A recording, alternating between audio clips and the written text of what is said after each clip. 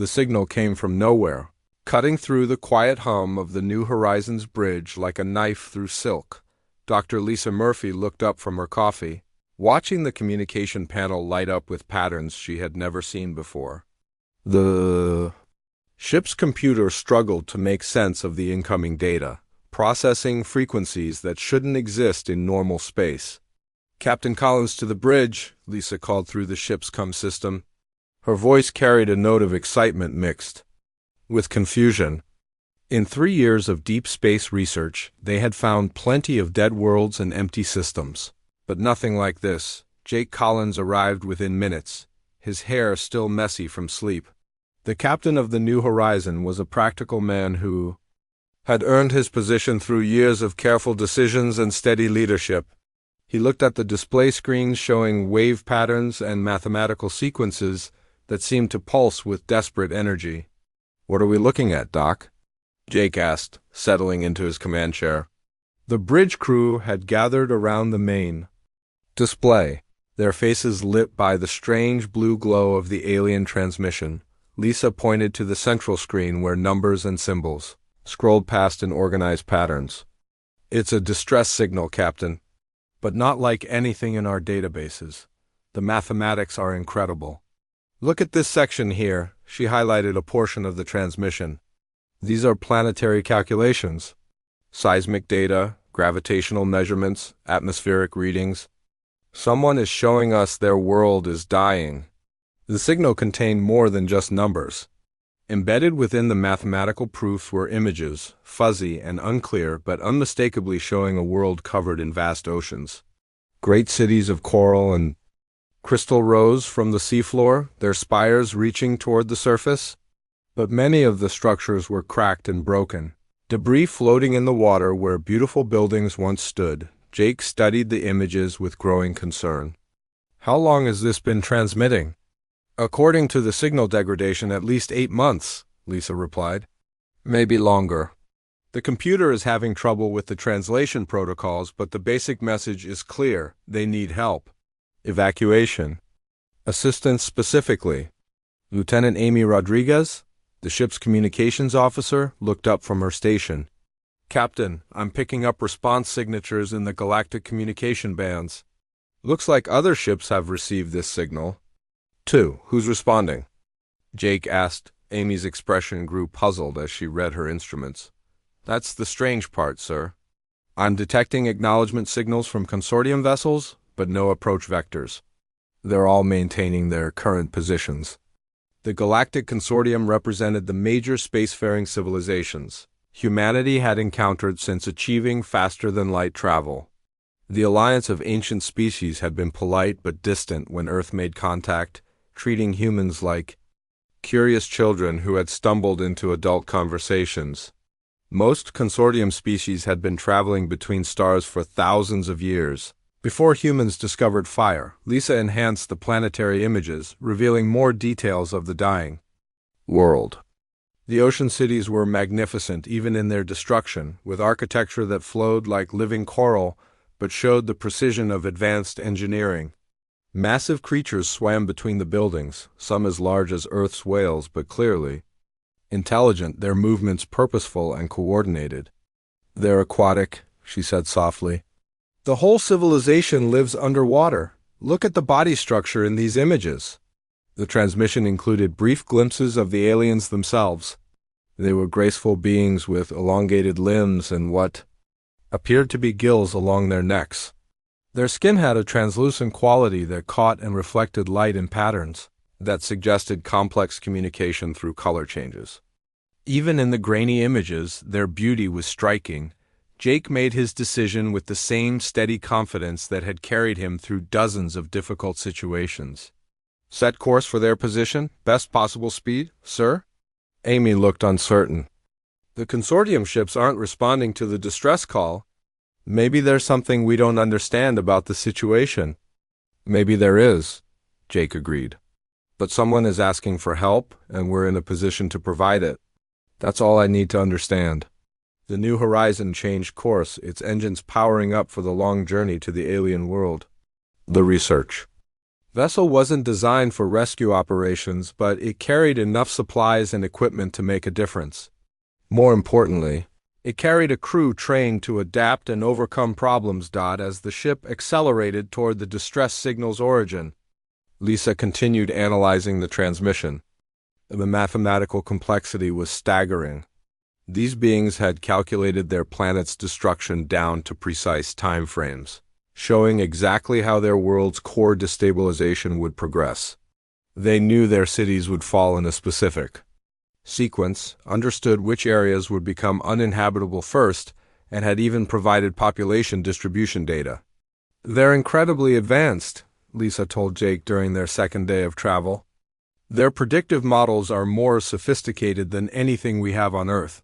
But here's what I don't understand. If they can calculate all this so precisely, why can't they solve the problem?"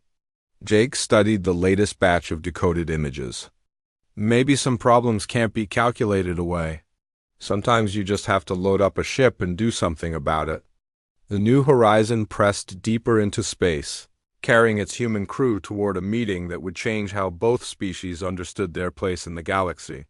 Behind them, consortium vessels continued their normal patrol routes, their crews following protocols that had worked for millennia.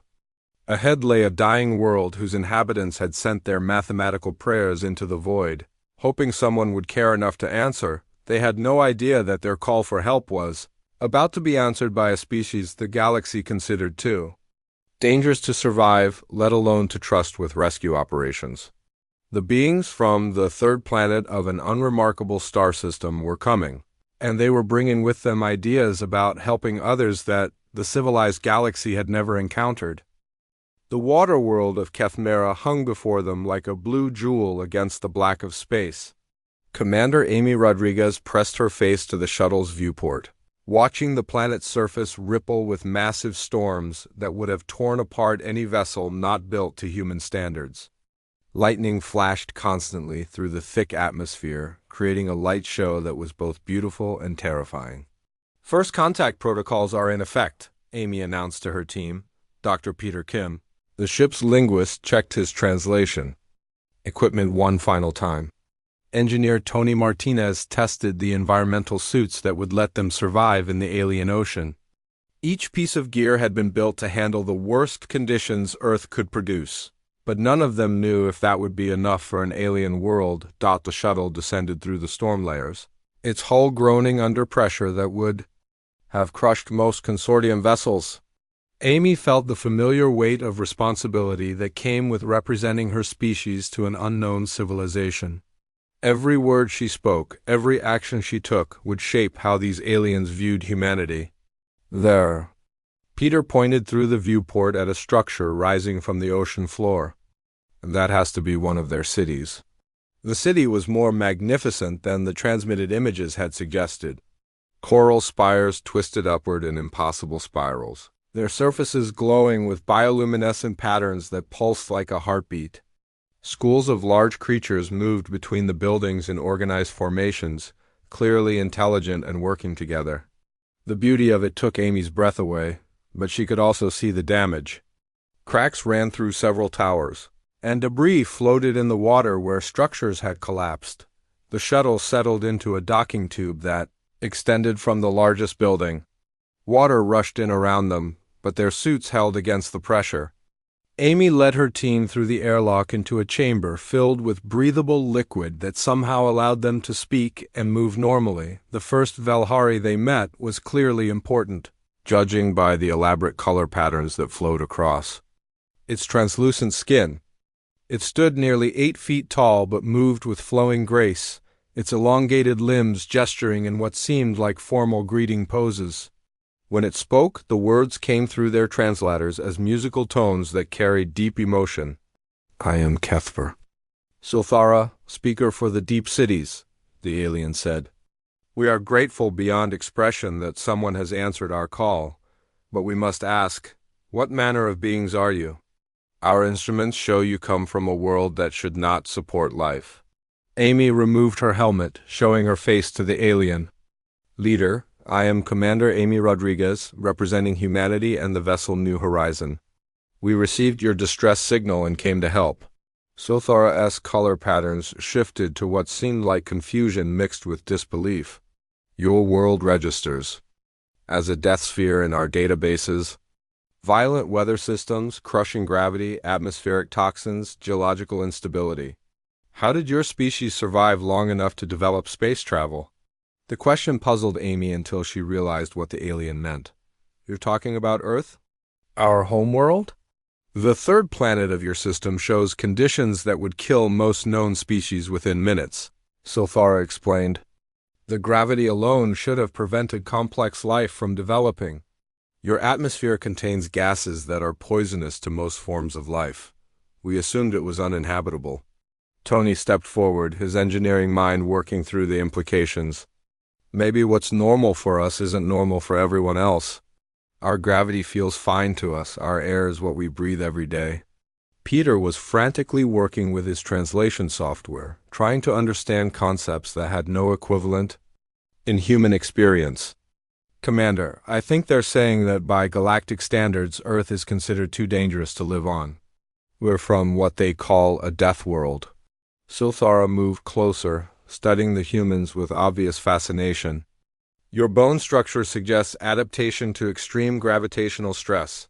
Your respiratory systems process gases that would be toxic to us. Your muscular development indicates constant physical challenges. You are deathworlders. The term was not insulting in the alien's tone, but rather filled with something like awe. Amy began to understand why the consortium ships had not responded to the distress call. Most galactic species came from safe, stable worlds where natural disasters were rare and survival was not a daily struggle. We came to help with your evacuation, Amy said, steering the conversation back to the crisis. Our ship has limited capacity, but we can coordinate with other vessels. Sothara's patterns shifted to something that looked like sadness. Other vessels? The consortium acknowledged our signal, but stated that planetary dissolution is a natural process that should not be interfered with. They offered to document our civilization's end for historical records. The callousness of that response hit the humans like a physical blow. Tony's face hardened with anger. They want to watch you die and take notes about it? It is their way, Sothara replied. Most species view such events as natural selection. They do not understand why beings from a death world would risk themselves for strangers. Amy felt a burning determination rise in her chest. Because it's the right thing to do. Because you asked for help and we can provide it. That's all the reason we need. The alien leader's color patterns shifted again, this time to something that seemed like wonder mixed with confusion. Deathworlders think differently than other species. On safe worlds, the primary goal is to avoid danger. You appear to seek it out. We don't seek danger, Peter said, finally getting his translation equipment to work properly with the alien language. But we don't run from it either. When someone needs help, you help them. That's what makes us human. Over the following hours, Amy and her team worked with Sothara to understand the scope of the crisis. Kethmira's core was destabilizing due to gravitational effects from a nearby stellar remnant. The process would take several months to complete, but the increasing seismic activity was already making large areas of the planet uninhabitable. The Velhari had precise calculations showing exactly how their world would die, but their technology was designed for harmony with their environment, not survival against it. They had never faced a crisis that required them to fight against natural forces rather than work around them. How many people need evacuation? Amy asked. Approximately 47 million, Sothara replied.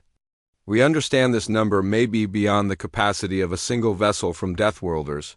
Amy smiled grimly.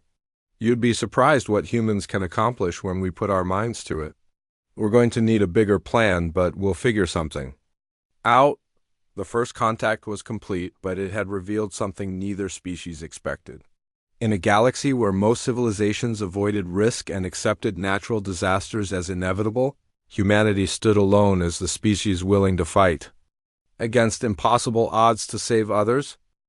Dr. Karen White moved carefully through the Velhari medical bay, her instruments recording everything about the alien physiology. What she discovered made her understand just how different humans were from the rest of the galaxy. The Valhari were beautiful, graceful creatures, but they were also incredibly fragile by human standards. Their bone density is about 30% of ours, Karen explained to Captain Collins over the comlink. A fall that would give a human a bruise could shatter their skeleton. Their organs are designed for the stable pressure of deep ocean environments. Any rapid pressure change could kill them. She watched a young Valhari worker struggling to lift a piece of equipment that weighed less than 20 pounds. The creature's muscles strained with effort, its color patterns showing distress. Karen easily picked up the device with one hand, causing several nearby Valhari to step back in what looked like fear. They're afraid of us, Karen realized. Not because we're hostile, but because we're so much stronger than anything they've ever encountered. Meanwhile, Tony Martinez was having his own revelations in the engineering sections of the city. The Valhari technology was incredibly advanced, but it was designed with completely different priorities than human engineering. Everything was built for efficiency and harmony with the environment, not durability or resistance to damage. "Look at this power coupling," Tony said to his assistant, pointing at a device that looked like crystallized water. "It's perfectly designed for stable conditions. Zero waste, maximum efficiency, beautiful craftsmanship. But if something goes wrong, there's no backup system, no redundancy. It either works perfectly or it fails completely." The Valhari engineer, working with him, a being called Veltar Nim, watched Tony examine the equipment with obvious confusion. "Why would we build systems to expect failure?" Veltar asked through the translator. "Proper design prevents problems from occurring." "But what happens when problems occur anyway?" Tony asked. "What if there's an earthquake or a power surge or someone makes a mistake?" Veltar's color patterns showed the equivalent of puzzlement. "Such events are extremely rare on stable worlds. We design around normal operating conditions." Tony picked up a piece of damaged equipment that had been crushed by falling debris. The elegant crystal matrix had shattered completely, with no way to repair or bypass the damage. "On Earth, we assume things will go wrong. We build our equipment to keep working even when it's been beaten up, flooded, struck by lightning, or operated by people who don't know what they're doing." To demonstrate, Tony showed Veltar a human power coupling from their shuttle. It was bulky, ugly by consortium standards, and used more energy than the Valhari version. But it was also sealed against water, radiation, and physical damage. Tony took a hammer and struck it several times. The device kept functioning without interruption. "This is crude," Veltar observed. "Wasteful and inelegant, but it works," Tony replied. "Even when everything else has gone wrong, this will keep working." The philosophical differences between the species became clearer as they worked together. The Valhari had never needed to build things that could survive disasters because their world had been stable for millions of years. Their technology reflected a civilization that had never faced extinction-level events. Dr. Peter Kim was discovering similar patterns in Valhari. Culture and language. They had no words for concepts that humans took for granted. Terms like backup plan, emergency procedure, and disaster preparation required lengthy explanations because such ideas had never been necessary. "They don't have a word for courage," Peter told Captain Collins during the daily briefing. "The closest translation is something like unnecessary risk-taking. The concept of deliberately facing danger to help others doesn't exist in their language." "What about determination? Perseverance?" Collins asked. "They have words for persistence in solving problems, but not for continuing when success is unlikely. The idea of fighting against impossible odds is foreign to them." The cultural divide was highlighted when a major seismic event struck one of the outer districts. The humans immediately organized rescue teams and headed toward the disaster zone. The Valhari response was to evacuate the area and wait for the situation to stabilize. "You cannot go there," Sothara told Amy when she announced the rescue mission. "The area is unstable. The buildings are collapsing. The water pressure is dangerous." "That's exactly why we need to go," Amy replied. "People are trapped in there. The survivors will evacuate to safe areas when conditions permit, Silthara explained. To enter an unstable zone would risk more lives unnecessarily? Amy tried to explain human thinking. Some people might be hurt and unable to evacuate on their own. Others might be trapped under debris. If we wait for conditions to be safe, they could die. The Velhari leader's color patterns showed deep confusion. You would risk certain harm to prevent possible death? Yes, Amy said simply. That's what rescue means. The human team entered the disaster zone wearing their environmental suits and carrying equipment designed for the worst conditions Earth could produce. They worked in areas where the water pressure would have crushed unprotected Velhari, moved debris that would have required heavy machinery for other species, and operated effectively in conditions of zero visibility and constant danger. They found 37 trapped Velhari and brought them all to safety. The rescue took 14 hours of continuous work in hazardous conditions. When they emerged, they found hundreds of Velhari watching them with expressions of awe and disbelief. Deathworlders, one young Velhari whispered, the word carrying new meaning. Not creatures from a hostile world, but beings forged by that hostility into something the galaxy had never seen before. Captain Collins received a priority message from Earth Command during the rescue operations. 3 consortium vessels had finally arrived in the system, but not to help with the evacuation. They came to observe and document what they called aberrant behavior by the Deathworlder species. The Vortaki delegation leader, a reptilian being called Commander Sisktar, transmitted a formal complaint to the New Horizon. Your species is violating established protocols for natural disaster response. You're interfering with planetary processes and endangering yourselves unnecessarily. Collins transmitted back a simple response, we're saving lives. If that violates your protocols, then your protocols are wrong. The message was heard throughout the consortium fleet, and for the first time in galactic history, a species had directly challenged the fundamental assumptions about how civilized beings should behave in crisis situations. The evacuation began at dawn on the 3rd day, as Kethmera's seismic activity reached dangerous levels. Lieutenant Commander Steve Johnson stood on the deck of the New Horizon, watching his marine teams prepare their powered exoskeletons for underwater operations. The suits were built for the worst environments Earth could offer, but today they would face something no human had ever encountered. Remember, these people are fragile, Steve told his squad leaders. What feels like a gentle touch to us could seriously hurt them, but don't let that slow you down when lives are on the line. Sergeant Carlos Rivera checked his suit's pressure readings one final time. How deep are we going, sir? The deepest city is at 4,000 meters, Steve replied. That's twice the depth our suits were designed for, but Tony's modifications should hold, probably. The marine teams descended into the alien ocean, their lights cutting through water that grew darker and more hostile with every meter. The pressure outside their suits would have crushed an unprotected human instantly, but the Velhari lived and worked at these depths every day. It was another reminder of how different the species were. Despite their shared intelligence, the first evacuation site was a residential complex that housed nearly 10,000 Velhari. The building's organic architecture had been damaged by the recent seismic events, with several sections completely collapsed. Velhari emergency responders floated helplessly outside, their equipment useless in the unstable conditions.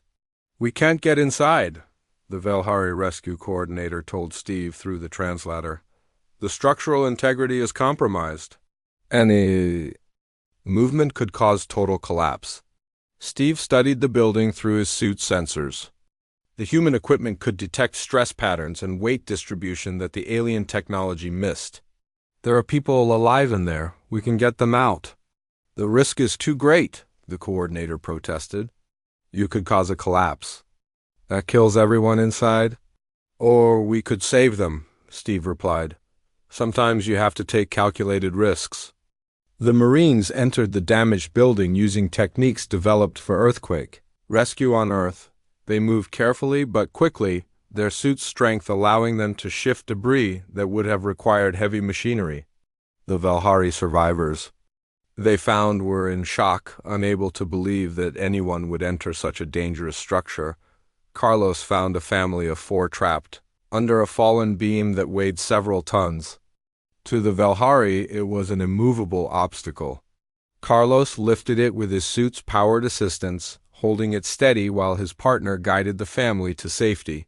The simple act was impossible by Velhari standards, but routine for humans trained. In disaster response, "How do you do this?" asked the family patriarch, his color patterns showing amazement. "How do you function in such danger?" "Practice," Carlos replied. "Lots and lots of practice." The evacuation continued for 18 hours without rest. The human teams worked in shifts, but there were never enough hands for all the emergencies. That kept the rising. Steve's Marines found themselves doing things that would have seemed impossible to any other galactic species. They lifted vehicles weighing tons to free trapped Velhari. They entered buildings that were actively collapsing to rescue survivors. They swam through toxic water that would have killed most known life forms, guided only by their suit sensors and their training. Dr. Lisa Murphy coordinated the scientific preservation efforts, working with Velhari scholars to save their cultural archives and genetic banks. The aliens had incredibly detailed records of their civilization, but they were stored in formats that couldn't survive the planetary destruction. "We need to get all of this to safety," Dr. Yelsina, the chief Velhari archivist, told Lisa. "Our entire history, our art, our scientific knowledge. If we lose this, we lose everything that makes us who we are." Lisa looked at the massive archive complex, with its millions of data crystals and biological samples. "How much time do we have?"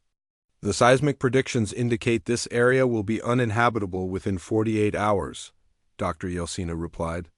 "Our equipment cannot function in unstable conditions. We had resigned ourselves to losing everything." "Not if we can help it," Lisa said, already planning how to adapt human equipment for the task. Meanwhile, the consortium observers watched the human rescue efforts with growing amazement and horror. Commander Sisktar of the Vortaki delegation transmitted regular reports to the Galactic Council, describing what he saw as reckless endangerment on a massive scale. "The Deathworlders continue to violate all established safety protocols," he reported. "They enter unstable structures, work in toxic environments, and expose themselves to crushing pressures. Their behavior is completely irrational by civilized standards." But the results spoke for themselves. Where consortium protocols called for evacuating only accessible areas and accepting losses in dangerous zones, the humans were saving everyone they could reach. Their rescue rate was approaching 90%, a number that stunned galactic observers. The breakthrough came when Tony Martinez finished adapting human industrial equipment for deep water operations. Using modified construction vehicles and rescue gear, the evacuation teams could move hundreds of Velhari at once, clearing entire districts in hours instead of days. "Your machines are so crude," observed Veltar Nim, watching a human construction vehicle lumber through the water. "Ugly and inefficient, but effective," Tony replied, as the machine lifted a 40-ton piece of debris that had been blocking an evacuation route. "Sometimes crude and ugly gets the job done." The Velhari were beginning to understand that human technology wasn't inferior to their own, just different. Where Velhari equipment was elegant and efficient, human equipment was robust and adaptable. Where Velhari methods avoided problems, human methods powered through them. As the evacuation entered its final phase, Steve received word that another crisis was developing. The planet's largest city, home to 3 million Velhari, was experiencing catastrophic structural failures. The consortium had declared it a total loss, but Steve looked at the sensor readings and saw something else. "It's not hopeless," he told Captain Collins. "It's just difficult, and difficult is what we do best." The evacuation of Kathmira was becoming something unprecedented in galactic history. For the first time, a dying world's population was being saved not by advanced technology or careful planning, but by the raw determination of beings who refused to accept that some people were beyond rescue. The alarm cut through the command center like a blade. Captain Collins watched the seismic readings spike beyond anything they had seen before. The largest city on Kethmira, home to 3 million Velhari, was about to become a tomb. The primary support structures are failing, reported Dr. Lisa Murphy, her voice tight with urgency. The whole city is going to collapse into the thermal vents. We have maybe 6 hours before total structural failure. Pilot Nicole Adams stood at the flight control station, studying weather data that made her stomach clench. Sir, we've got atmospheric storms moving in. Wind speeds are hitting 400 kilometers per hour, with lightning strikes every few seconds. No consortium vessel can fly in those conditions? Captain Collins looked at the tactical display showing the positions of all ships in the system. 3 consortium vessels held safe positions far from the planet, their crews documenting the disaster, but offering no assistance. The New Horizons stood alone against the fury of a dying world. Can we reach them? Collins asked.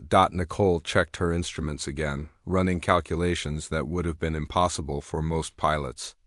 The atmospheric entry will be rough, really rough, but I can get shuttles through if we modify them for extreme weather operations. Do it, Collins ordered. How many people can we evacuate in 6 hours? Tony Martinez looked up from his engineering station, his face grim. With our current transport capacity? Maybe 50,000. Not even close to the 3 million down there. The silence that followed was heavy with the weight of mathematics. 3 million lives, 6 hours, and not nearly enough ships to save them all. By any reasonable calculation, the mission was impossible. There has to be a way, Collins said quietly. There's always a way. Down in the medical bay, Dr. Karen White was discovering something that changed everything. She had been studying human stress responses compared to other galactic species, and what she found explained why humans acted differently in crisis situations. Most species have stress responses that shut down higher brain functions, she told Collins over the com. When faced with mortal danger, they become paralyzed or flee. But humans are different. Our stress response actually enhances our thinking under pressure. What does that mean for the rescue? Collins asked. It means that while every other species in the galaxy tries to avoid dangerous situations, we evolved to perform better in them. We don't just survive crisis situations, we thrive in them. The proof came when Sergeant Carlos Rivera proposed a solution that no sane being would consider. What if we don't evacuate the city? He asked. What if we move it? Tony stared at him. Move 3 million people? How? Not the people, Carlos explained, his mind working through a plan that was part genius and part madness. The city itself. Those thermal vents the city is collapsing into, they're pushing superheated water upward. What if we redirect that? Flow? Dr. Peter Kim, who had been working with Velhari engineers, suddenly understood. The city's architecture is designed to flow with water currents. If we could create a massive upward current, we could literally lift the entire structure. That's insane, Tony said. But he was already running calculations. The energy requirements would be enormous. We'd need to detonate something with the force of a small nuclear weapon, precisely positioned to redirect the thermal flow without destroying the city. The New Horizons reactor, Nicole said quietly. If we overload it in a controlled manner, position the ship correctly, we could create the explosion we need. Captain Collins felt the weight of command settle on his shoulders. That would destroy our ship, strand us here. But it would save 3 million lives, Dr. Murphy added. The math works, barely, but it works. The plan was unprecedented in galactic history. No spacefaring species had ever sacrificed their own vessel to save members of another species. The concept was so foreign to consortium thinking that they initially assumed the humans were experiencing some form of collective mental breakdown. Commander Sistar transmitted an urgent message. Human vessel, your proposed course of action is completely irrational. You will destroy your only means of returning home to save beings who are not even your own species. Collins transmitted back a simple reply. Yes, that's exactly what we're going to do. The preparation took 4 hours of frantic work. Tony and his engineering teams modified the New Horizons reactor to create a controlled overload. Nicole plotted a flight path that would position the ship perfectly above the thermal vents. The Marine teams prepared to evacuate the Valhari to the upper levels of their city, where they would be safer when the massive water displacement occurred.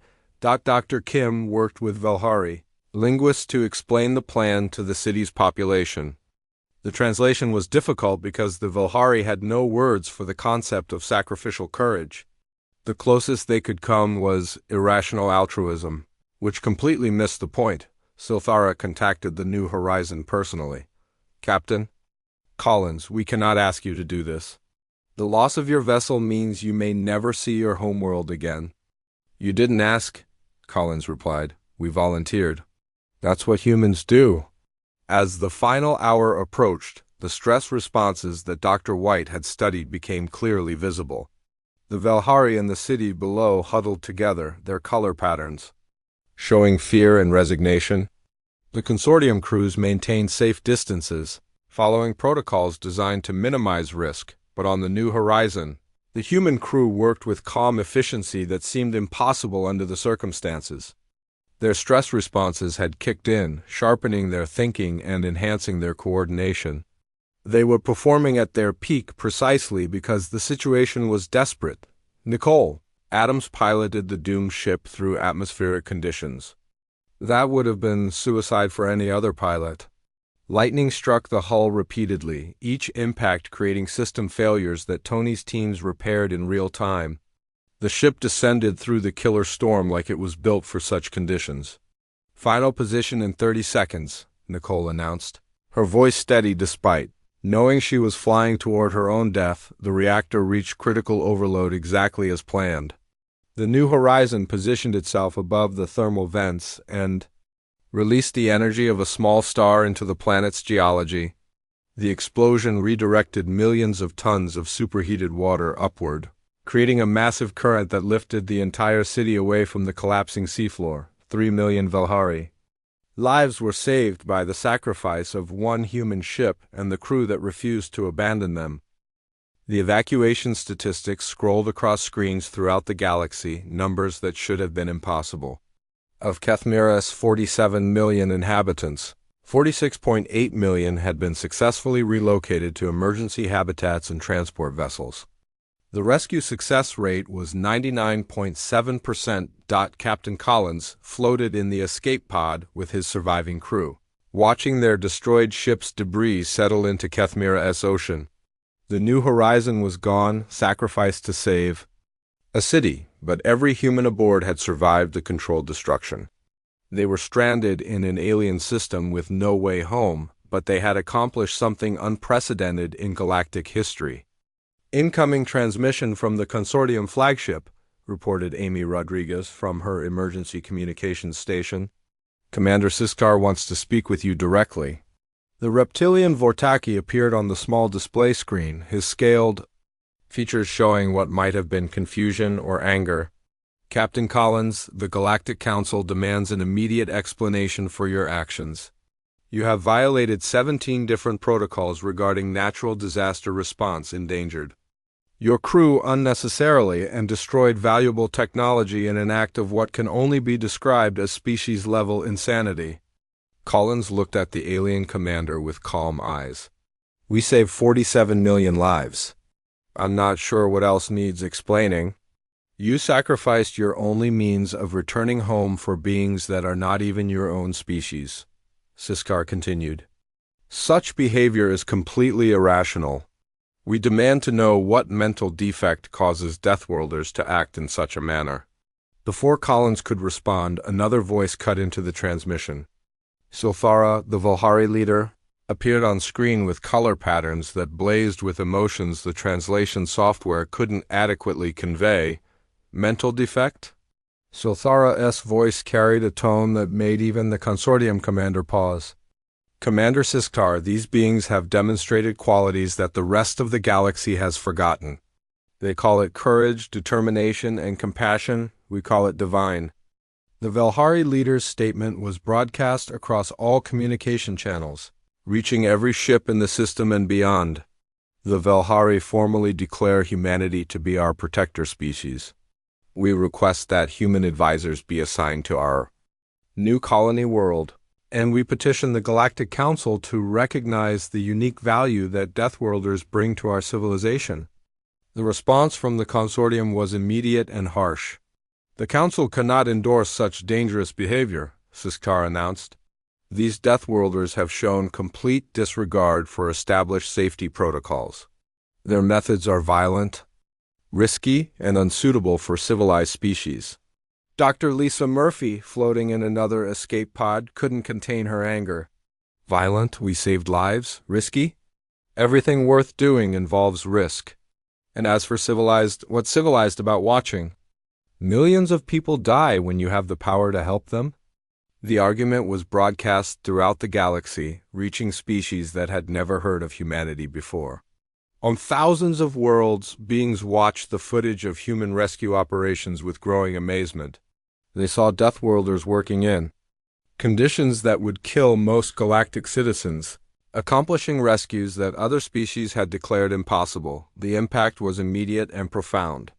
Within hours of the broadcast, the human escape pods began receiving messages from across the galaxy. Species that had never contacted Earth before were sending requests for assistance with their own problems. "This is the Krilter Mining Consortium," came one transmission. "We have workers trapped in a collapsed mine on Theta 7. Consortium rescue teams say the situation is too dangerous. Can Deathworlders help? The agricultural world of Nemshan is facing a plague that's destroying our crops," came another. "Traditional methods have failed. We need beings who know how to fight impossible problems." Tony Martinez, working on emergency repairs to their communications equipment, looked up in amazement. "Captain, we're getting dozens of these. Maybe hundreds. It's like the whole galaxy suddenly realized we exist." Dr. Peter Kim was frantically trying to keep up with translation requests. "The linguistic patterns are fascinating. These species are using words they've never used before. They're trying to express concepts like heroism and sacrifice in languages that don't have those terms." But not all the responses were positive. The consortium moved quickly to contain what they saw as a dangerous precedent. Commander Siskar issued formal warnings to all member species about the risks of employing Deathworlder assistance. "These beings are unpredictable and dangerous," he announced. "Their methods may seem effective, but they come at unacceptable cost. They destroyed their own vessel and stranded themselves for no logical reason. Such behavior cannot be encouraged." The galaxy found itself divided for the first time in recorded history. Some species sided with the consortium, viewing human actions as reckless and destabilizing. Others began to question whether the established ways of doing things were actually the best ways on Earth. The news of the New Horizons sacrifice sent shockwaves through human government and military leadership. Admiral Sarah Thompson, head of Earth Space Command, called an emergency session to address the implications. "What our people did out there has changed everything," she told the assembled leaders. "We're no longer just another species asking for a place in galactic civilization. We're being asked to become the galaxy's emergency responders." The rescue fleet dispatched from Earth arrived 2 weeks later, picking up the stranded crew and beginning the massive logistical operation of helping the Velhari establish their new colony. But they also brought new orders from Earth Command. "We're establishing the Galactic Emergency Response Division," Captain Elizabeth Hart told Collins as he boarded the rescue vessel. "Every ship will carry specialized equipment for disaster response. Every crew will train for impossible rescues.